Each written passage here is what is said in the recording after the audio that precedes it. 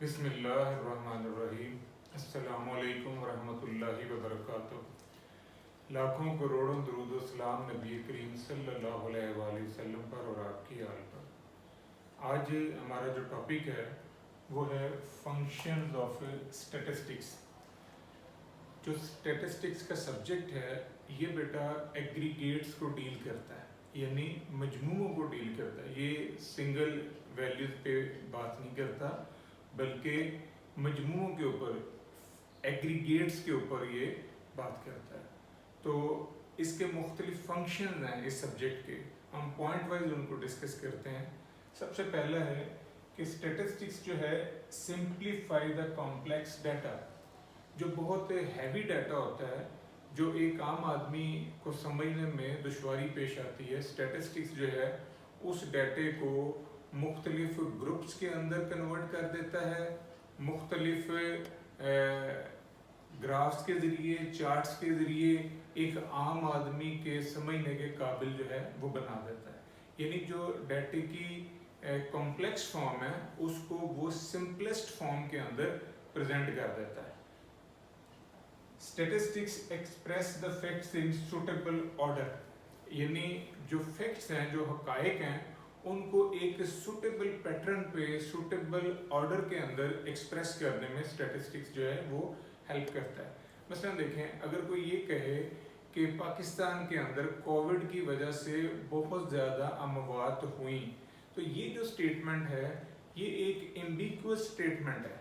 लेकिन अगर कोई स्टैटिस्टिकल नॉलेज रखने वाला बंदा इस इशू के ऊपर बात करेगा तो वो ये कह सकता है कि पाकिस्तान के अंदर कोविड के वजह से जो डेथ हुई हैं वो 3,05,70 है।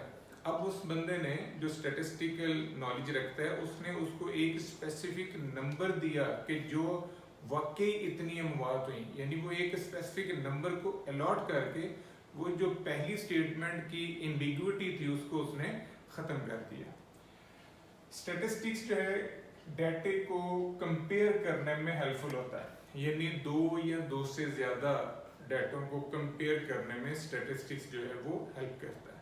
मसलन देखें, आप दो डिफरेंट लोकेलिटीज़ के लोगों का लिविंग स्टैंडर्ड जो है वो स्टडी करना चाहते हैं, तो आप क्या करोगे, दोनों लोकेलिटीज़ के लोगों का डाटा कलेक्ट करोगे और उस डाटे की मदद से आप रेंज निकाल लें, स्टैंडर्ड डेविएशन निकाल लें, कोएफिशिएंट ऑफ वेरिएशन निकाल लें, इंडेक्स नंबर आप यूज़ कर लें, तो आपको पता चल जाएगा कि कहाँ पर वेरिएशन जो है वो ज़्यादा है, यानी कौन सी लोकेलिटी है जहाँ पर लोगों का लिविंग स्टैंडर्ड जो है वो अप है, कौन सी है जहाँ पर लिविंग स्टैंडर्ड जो है वो लो है।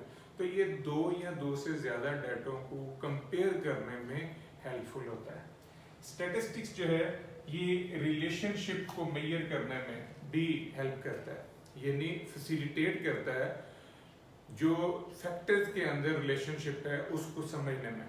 जैसे देखें, अगर आप मार्क्स को स्टडी करें तो मार्क्स एक डिपेंडेंट वेरिएबल है, तो ये मार्क्स जो है ये बहुत सारे दूसरे फैक्टर्स के ऊपर डिपेंड करता है। जैसे बच्चे की कॉलेज की स्टडी, बच्चे की ट्यूशन की स्टडी, बच्चे के घर का माहौल कैसा है, बच्चा कॉलेज में कितना जाता है, लाइब्रेरी में कितना जाता है, फ्रेंडशिप उसकी, वो नेट कितना यूज़ करता है, उसके घर का एनवायरनमेंट कैसा है। तो ये बहुत सारे फैक्टर हैं जो मिलकर बच्चे की परफॉर्मेंस, उसके मार्क्स की वैल्यूएशन करते हैं।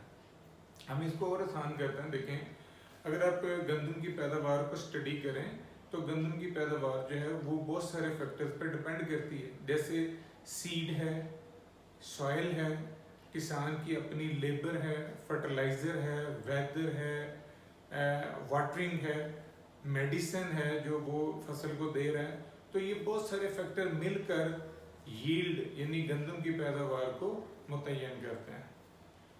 फ्यूचर फोरकास्टिंग, स्टैटिस्टिक्स जो है वो फ्यूचर को प्रोजेक्ट करने में, फ्यूचर के बारे में पेशीनगोई करने में हेल्पफुल है। देखें, जो स्टैटिस्टिशियन होता है वो माजी के डाटे को देखकर फ्यूचर को प्रोजेक्ट कर लेता है।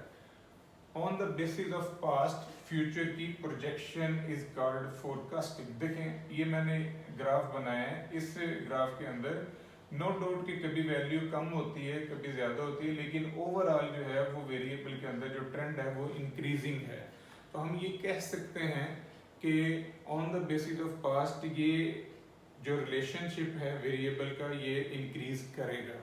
सिमिलर पैटर्न यहाँ पर जो है रिलेशनशिप जो है वो डाउनवर्ड है, यानी वैल्यू में ऊपर नीचे हो रही है, नो डाउट कभी अपवर्ड है कभी डाउनवर्ड है, लेकिन एक ओवरऑल पैटर्न है जो ये बता रहा है कि जो रिलेशनशिप है वो डाउन है। यहाँ पर रिलेशनशिप जो है वो कंसिस्टेंट है, ओवरऑल एक खास पैटर्न के ऊपर ही चल रहा है। तो on the basis of previous information आप फ्यूचर को प्रोजेक्ट कर सकते हो। तो ये जो फ्यूचर की प्रोजेक्शन है ये on the basis of statistical knowledge कोई बंदा जो है कर सकता है।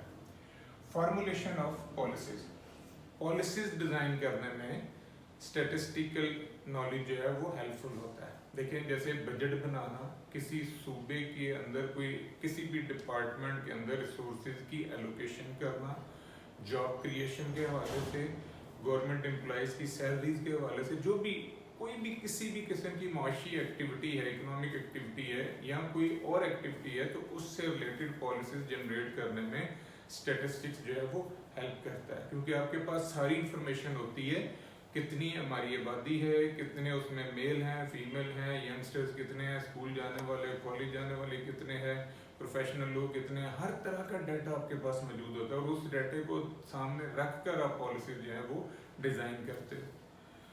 स्टैटिस्टिकल टेस्ट जो है suitable for social sciences, statistical laws जो बहुत सारे सोशल साइंसेज की थ्योरीज हैं उनको पूरा करते हैं, यानी उनकी जो मैथमेटिकल फॉर्म है वो जनरेट करने में स्टैटिस्टिक्स जो है वो हेल्प करता है। जैसे इकोनॉमिक्स के बहुत सारे लॉज हैं, जैसे प्राइस एंड डिमांड का लॉ है, जब किसी चीज़ की कीमत बढ़ती है तो उसकी डिमांड में कमी वाक़या होती है।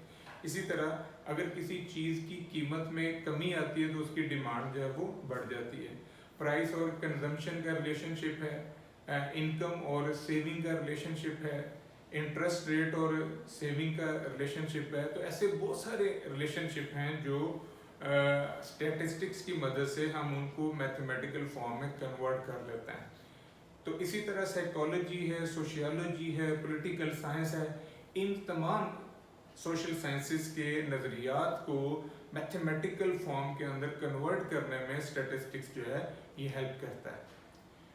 एस्टिमेशन, किसी भी पॉपुलेशन को स्टडी करने के लिए सबसे पहला मरहला होता है कि उस पॉपुलेशन के पैरामीटर को जनरेट किया जाए।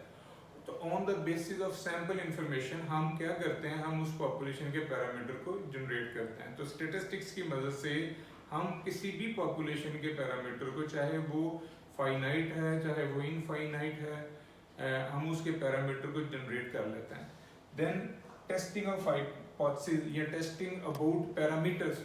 तो अब अगला मरहला है एस्टिमेशन ऑफ पैरामीटर के बाद कि आपने वो जो पैरामीटर निकाले हैं उनकी रिलायबिलिटी और वैलिडिटी को आपने चेक करना है। तो on the basis of statistical tool, statistical test, आप उन पैरामीटर की रिलायबिलिटी को और वैलिडिटी को मेजर करते हो। डिस्क्रिप्टिव मेजर, स्टैटिस्टिक्स जो है कॉम्प्लेक्स डाटों को इजी वे के अंदर प्रेजेंट करने में हेल्पफुल होता है। यानी डिस्क्रिप्टिव मेजर बहुत सारे हैं, जैसे हम टेबुलर फॉर्म के अंदर चले जाते हैं, हम ग्राफ और चार्ट बना लेते हैं, सिंपल बार चार्ट है, मल्टीपल बार चार्ट है, कंपोनेंट बार चार्ट है, पाई चार्ट है, स्टेम एंड रिलीफ डिस्प्ले है। इसके अलावा मीन मीडियन मोड है, रेंज है, सिक्यूनेस है, कर्टोसिस है, ऐसे बहुत सारे डिस्क्रिप्टिव मेजर्स हैं जिनकी मदद से हम अपने कॉम्प्लेक्स डाटे को समझने में आसानी महसूस करते हैं। यानी वो तमाम डिस्क्रिप्टिव मेजर जो हैं वो हेल्पफुल होते हैं डाटे को असेस करने में। तो ये था बेटा आज का हमारा टॉपिक। दुआ में याद रखिएगा, इंशाल्लाह अगली वीडियो के साथ बहुत जल्द हाजिर होंगे। फी अमान अल्लाह।